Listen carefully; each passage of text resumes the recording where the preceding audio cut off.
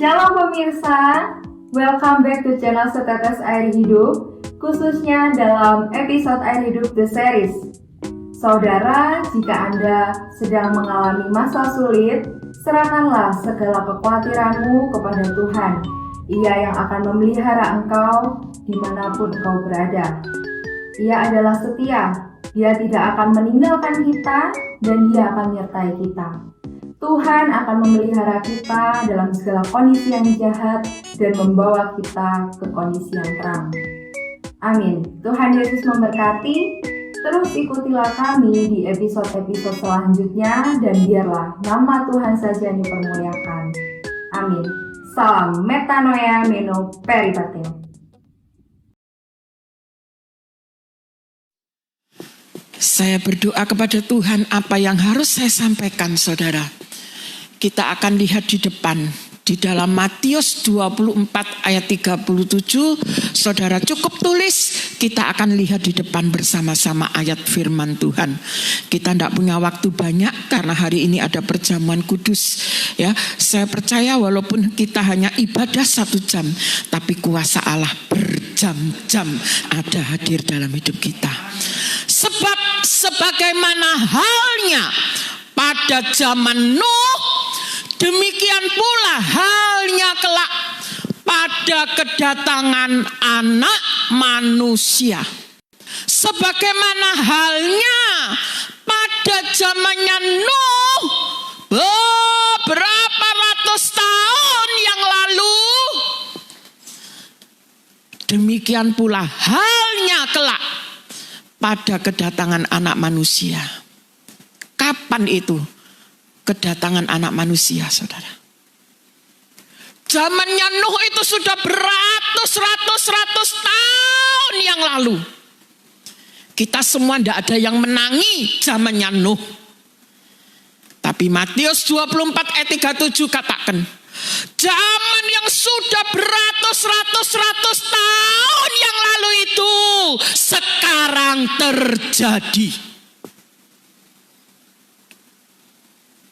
Ini firman Allah yang berkata, sebagaimana zamannya Nuh yang kita tidak pernah tahu dengan pasti, kita hanya tahu lewat firman Tuhan, tapi kita tidak hidup di zaman itu. Zaman itu sekarang terjadi sekarang. Next. Di dalam Kejadian 6 ayat 9, 11, 12 dikatakan, inilah riwayat Nuh. Nuh adalah seorang yang benar dan tidak bercela di antara orang-orang sezamannya. Dan Nuh itu hidup bergaul dengan Allah. Adapun bumi itu telah rusak di hadapan Allah dan penuh dengan kekerasan. Allah menilai bumi itu dan sungguhlah rusak benar. Sebab semua manusia menjalankan hidup yang rusak di bumi. Saudara, dikatakan Nuh adalah seorang yang benar dan tidak bercela di antara orang-orang sezamannya beratus-ratus tahun yang lalu, dan zaman itu terjadi sekarang. Berarti kita harus meneladani Nuh, seorang yang benar dan tidak bercela di antara orang-orang sezamannya. Bagaimana kita harus hidup di zamannya Nuh? Ya, kita harus mencontoh Nuh yang benar dan tidak bercela di antara orang-orang sezamannya. Zamannya Nuh, bumi rusak. Bahkan dikatakan sungguhlah rusak benar, sampai Allah itu menyesal menciptakan manusia. Karena bumi sungguh rusak. Sebab manusia menjalankan hidup yang rusak di bumi. Bukankah sekarang manusia sedang menjalankan hidup yang rusak di bumi? Kalau saudara tidak tahu zamannya Nuh ratusan tahun yang lalu, ya seperti ini. Zamannya Nuh ratusan tahun yang lalu. Karena firman Allah katakan dalam Matius zamannya Nuh itu akan terjadi lagi. Pada saat kedatangan anak manusia, saudara.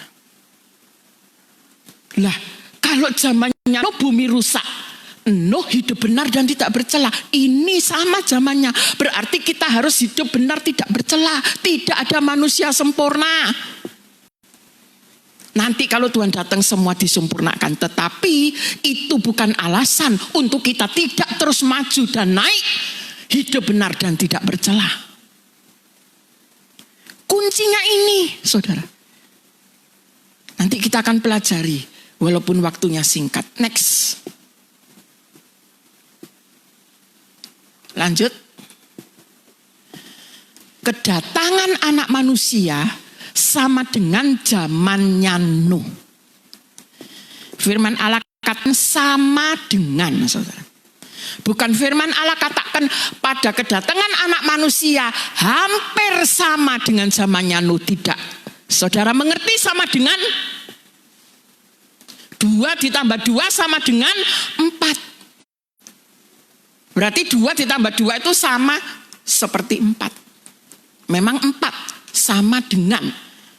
Firman Allah tidak ngomong pada kedatangan anak manusia zamannya akan hampir sama, mirip-mirip dengan zamannya Nuh. Tidak, persis plek sama dengan.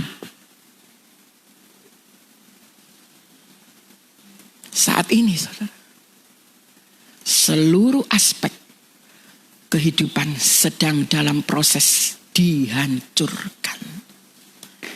Jadwal anak sekolah, dapat edaran bulan ini masuk, gagal. Dapat edaran lagi bulan ini masuk, gagal. Dapat edaran lagi bulan ini masuk, gagal. Tahun 2021 bulan Januari masuk, gagal. Zamannya Nuh, saudara. Bukan mirip, sama dengan persis. Kalau saudara tahu zamannya Nuh, enggak tahu zamannya Nuh ya, sekarang yang kita hidupi ini. Manusia seolah-olah selalu dilingkari dengan hal-hal yang bahaya, saudara. Next. Bagaimana keadaan zamannya Nuh? Bumi rusak. Zamannya Nuh itu bumi rusak. Next. Mengapa bumi bisa rusak, saudara? Mengapa bumi bisa rusak? Next. Jawabannya tadi. Karena manusia menjalankan hidup yang rusak di bumi. Ini yang buat bumi rusak. Kalau saudara baca Kejadian 6, saudara akan temukan sebuah kalimat sampai Allah menyesal menciptakan manusia. Bumi diciptakan begitu indah, tapi dirusak oleh karena manusia menjalankan hidup yang rusak di bumi ini. Saya harapkan jemaat Allah Baik Mojosari tidak ada yang menjalankan hidup yang rusak.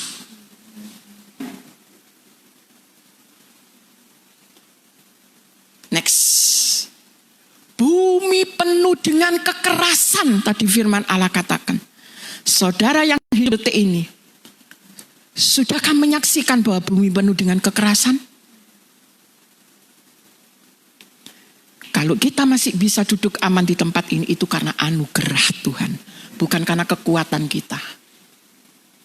Next. Mengapa manusia menjalankan hidup yang rusak di bumi yang penuh kekerasan? Ini mesti ada penyebabnya, saudara. Mengapa manusia menjalankan hidup yang rusak di bumi dan penuh dengan kekerasan ini? Next. Ini jawabannya. Ketika dilihat Tuhan bahwa kejahatan manusia besar di bumi dan bahwa segala kecenderungan hatinya selalu membuahkan kejahatan semata-mata. Ini saudara, yang bikin manusia rusak, yang merusak bumi, yang jadikan bumi penuh dengan kekerasan, rusak karena manusia menjalankan hidup yang rusak. Penyebabnya adalah manusia cenderung hatinya membuahkan kejahatan semata-mata. Saudara jangan bilang kejahatan itu hanya pembunuhan.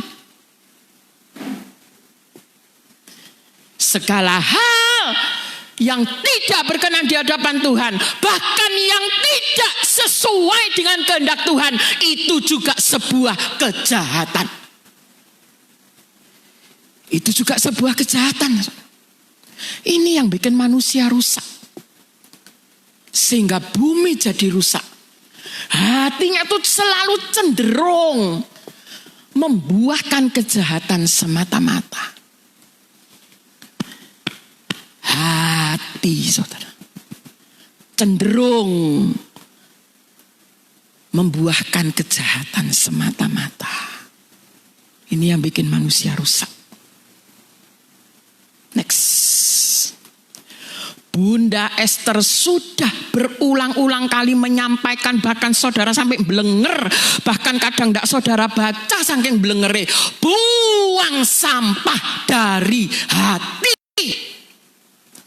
Agar hati kita tidak cenderung selalu membuahkan kejahatan. Buang segala sampah yang ada dalam hati kita.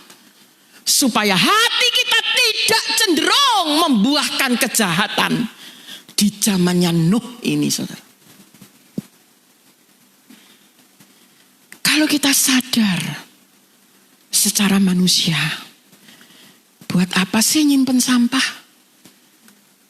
Sampah itu adalah harus dibuang, bukan disimpan. Sak nyusu-nyusuhe wong senengane nyusuh, tetep nek sing jenenge sampah dibuang, saudara. Ada loh orang yang hobi nyusuh, saudara. Tapi yang namanya sampah tetap dibuang. Ndak layak sampah itu tinggal di tempat tidur kita. Tapi nek gua sampah di hati kok angele yo. Padahal itu tidak layak. Itu yang membuat kita cenderung selalu membuahkan kejahatan. Saya tidak ngomong saudara. Saya masih manusia, saya juga merasa saudara.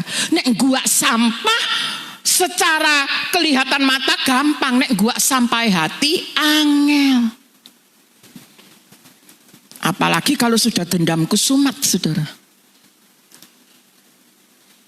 Sampai mati aku gak gelem nyopo wong iku. Sampai mati akan aku ingat semua perbuatan kejelekanmu dalam hidupku. Sampah. Orang yang berbuat jelek masuk surga, saudara tidak masuk surga karena dia bertobat. Saudara masih nyimpen salahnya dia. Loh, ini lo tak tunjuk no saudara. Saudara tidak suka sama orang. Orang yang tidak saudara sukai bertobat masuk surga. Saudara tetap tidak suka, saudara tidak masuk surga. Itu namanya BODOH, saudara. Makanya buang semua sampah. Bukan hanya sampah kedendaman, segala macam sampah. Dalam hati buang. Karena ini zamannya Nuh. Tidak boleh lagi hatinya cenderung untuk melakukan kejahatan. Tidak boleh. Ini sudah zamannya Nuh. Kita harus nyontoh hidupnya Nuh. Tidak bercela di orang sezamannya. Next. Mazmur 119 ayat 36 112 mengatakan, condongkanlah hatiku kepada peringatan-peringatanmu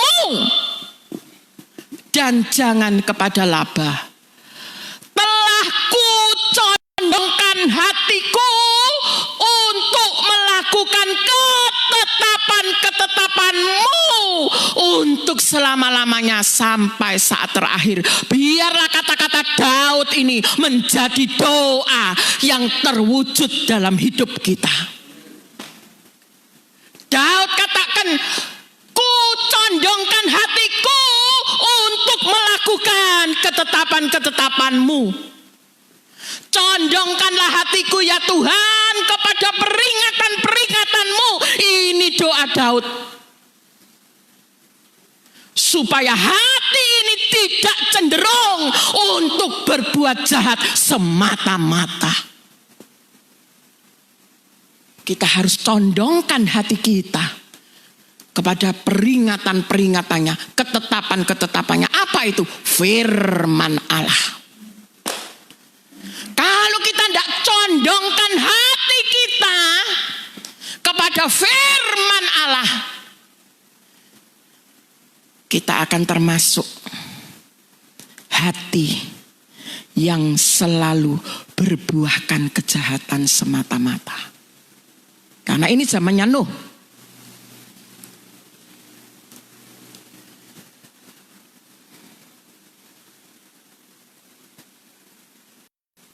Saudara, yang namanya condong, di sini ada meja perjamuan, di sini ada mimbar. Yang namanya condong, gini. Ini namanya condong. Selalu condongnya ke sini, tidak ke situ. Hidup kita tuh juga harus begitu. Condongnya tuh ke firman. Harus. Kita contoh hidupnya Nuh. Karena sekarang zamannya Nuh. Kalau kita tidak nyontoh hidupnya Nuh, wah, jalat saudara. Amsyong.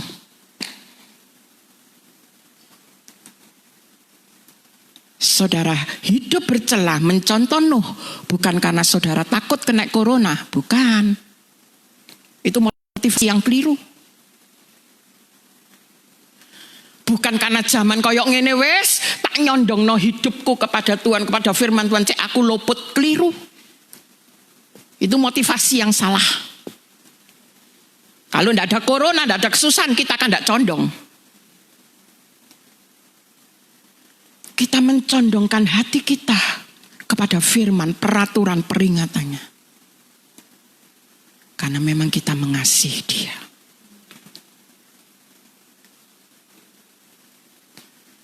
Karena memang kita sudah mengambil satu niat.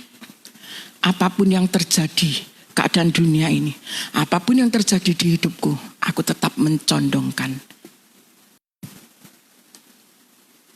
Saudara, saya selalu mendengar kesaksian siapapun orang, siapapun agamanya, apapun yang kena corona, kalau kesaksian mesti dia bilang, di saat-saat diterpa corona dalam hidupnya, hanya satu yang mereka ingat, pertobatan. Semua, siapapun yang kena corona, yang ada kesaksian saya selalu dengar, baik lewat handphone suami saya, maupun lewat handphone saya sendiri. Saya selalu lihat siapa orangnya, tidak peduli agamanya. Mereka kesaksiannya selalu mengatakan di tengah-tengah mereka dihimpit corona, di tengah-tengah mereka karantina sendiri di kamar, yang mereka ingat hanya satu, bertobat. Bahkan kemarin ada salah seorang yang mengatakan, saya dengar di handphonenya Pak Henok. Dia katakan, ketika saya mengalami itu semua, saya jadi ingat kepada Tuhan. Saya harus membuang segalanya. Dan saya yakin kalau nanti saya sembuh, iman saya naik kelas. Ini bukan orang seiman loh saudara yang ngomong. Bukan. Saya dengar di telinga saya sendiri kesaksian. Semua itu dihadirkan Tuhan demi kebaikan manusia. Supaya, karena ini zamannya Nuh, supaya jangan sampai ada orang-orang yang hatinya selalu cenderung melakukan kejahatan semata-mata. Next. Jangan condongkan hatiku kepada yang jahat. Mazmur 141 ayat 4 Daud katakan, jangan condongkan hatiku kepada yang jahat untuk melakukan perbuatan-perbuatan yang fasik bersama-sama dengan orang-orang yang melakukan kejahatan. Dan jangan aku mengecap sedap-sedapan mereka. Biarlah ini juga menjadi doa kita. Seperti doa Daud. Jangan condongkan hatiku kepada yang jahat. Hati ini kalau dicondongkan kepada yang jahat itu gampang. Nggak usah belajar, nggak usah berperang, nggak usah berjuang. Tapi kalau mencondongkan hati kepada firman Allah, itu yang berat, itu yang harus berjuang. Kalau kepada hal yang jahat mudah, gak usah ngoyo. Ini doa Daud, kiranya menjadi doa kita. Jangan condongkan hatiku kepada yang jahat. Bahkan untuk mengecap sedap-sedapan mereka aja jangan Tuhan. Jangan. Walau hanya mengecap sedap-sedapan orang-orang fasik, jangan Tuhan. Ini saudara. Next. Kalau firman Allah katakan hari-hari ini akan kembali kepada zamannya Nuh, maka kita harus mencontoh hidupnya Nuh. Next. Apa hidupnya Nuh? Tetapi Nuh mendapatkan kasih karunia di mata Tuhan. Inilah riwayat Nuh. Nuh adalah seorang yang benar, tidak bercela di antara orang-orang sezamannya, dan Nuh itu hidup bergaul dengan Allah. Next. 3 hal ini yang harus kita lakukan sekarang, karena sekarang kita sedang hidup di zamannya Nuh. Apa itu 3 hal? Hidup benar, tidak bercela, bergaul dengan Allah, metanoia, meno, peripateo. Ini harus, karena sekarang kita sedang hidup di zamannya Nuh. Kita harus lakukan 3 hal yang ada dalam hidupnya Nuh. Hidup benar, tidak bercela, bergaul dengan Allah. Hidup benar, tidak bercela, metanoia, bergaul dengan Allah, meno, peripateo. Karena orang yang bergaul dengan Allah, hidupnya selalu dipimpin oleh Allah. Berjalan di bawah pimpinan Roh Kudus. Ini harus ingat, catat, foto ini saudara. Karena ini harus, karena kita sedang hidup di zamannya Nuh. Kalau kita tidak punya 3 hal ini, ambiar saudara. Benar saudara, jangan main-main loh hidup di zamannya Nuh. Kalau kita tidak punya 3 hal ini, kita ambiar. Tidak intim sama Tuhan. Tidak bergaul sama Tuhan. Bergaul dengan Allah ini menjadi gaya hidupnya Nuh loh saudara. Gaya hidup loh ini bagi Nuh. Bergaul dengan Allah ini. Bukan hanya merupakan, oh memang itu harus bergaul dengan Allah. Enggak, ini gaya hidupnya Nuh.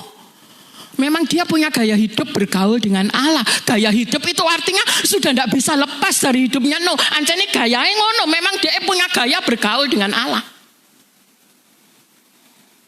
Next.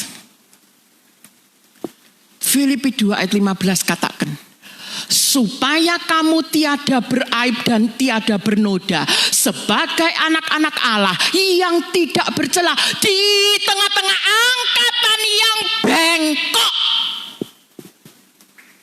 hatinya dan yang sesat ini, sehingga kamu percaya di antara mereka seperti bintang-bintang di dunia. Sekarang kita sedang hidup di zaman di mana banyak angkatan, hidup di dalam angkatan atau zaman yang bengkok hatinya. Ini sekarang kita. Dan Paulus katakan, supaya kamu tiada beraib, tiada bernoda. Sebagaimana anak-anak Allah yang bisa bercahaya di tengah-tengah yang bengkok ini saudara. Harus bisa bercahaya. Ini. Tiada beraib, tiada bernoda. Next. Yohanes 15 ayat 5 katakan, berbicara tentang bergaul dengan Tuhan. Akulah pokok anggur dan kamulah ranting-rantingnya. Barang siapa tinggal di dalam aku dan aku di dalam dia, ia berbuah banyak. Sebab di luar aku, kamu tidak dapat berbuat apa-apa. Setiap orang yang sekarang sedang hidup di zamannya Nuh, kalau hidupnya di luar Tuhan, orang tersebut tidak akan bisa berbuat apapun juga. Firman Allah yang katakan, di luar Tuhan tidak bisa berbuat apa-apa. Kata apa-apa ini saudara mencakup segala hal. Tidak ada yang terkecuali. Itu saudara. Jadi kalau kita tidak hidup bergaul dengan Tuhan, kita tidak akan bisa berbuat apa-apa. Next. Orang yang intim atau hidup bergaul dengan Allah akan mendapat perlakuan yang spesial, istimewa dari Tuhan. Kejadian 6 ayat 8. Tetapi Nuh mendapat kasih karunia di mata Tuhan. Semua kena air bah, semua mati, kena banjir selama berpuluh-puluh hari. Tapi hanya Nuh dan keluarga seisi bahtera Nuh yang selamat. Kalau kita seperti Nuh, hidup bergaul dengan Allah, di tengah-tengah zamannya Nuh ini, kita akan mendapat perlakuan yang spesial dari Tuhan. Seperti Nuh, spesial. Semua orang musnah, habis. Hanya yang ada di bahteranya Nuh yang selamat. Karena apa? Hidup bergaul dengan Allah, tidak bercela, hidup benar. Makanya dispesialkan sama Tuhan. Tetap hidup, dilindungi, diselamatkan. Sekarang kita sedang hidup di zamannya Nuh. Kalau kita melakukan 3 hal seperti yang dilakukan Nuh, kita akan mendapat perlakuan yang spesial dari Tuhan. Istimewa. Tuhan akan kerjakan dalam hidup kita. Masih ada? Jika kita hidup bergaul dengan Allah, jangan pernah takut terhadap segala sesuatu yang terjadi di setiap musim hidup kita. Engkau layak takut dengan keadaan kalau engkau tidak hidup bergaul dengan Allah. Tapi kalau engkau hidup bergaul dengan Allah, jangan pernah takut terhadap segala sesuatu yang terjadi di setiap musim hidup kita. Amin.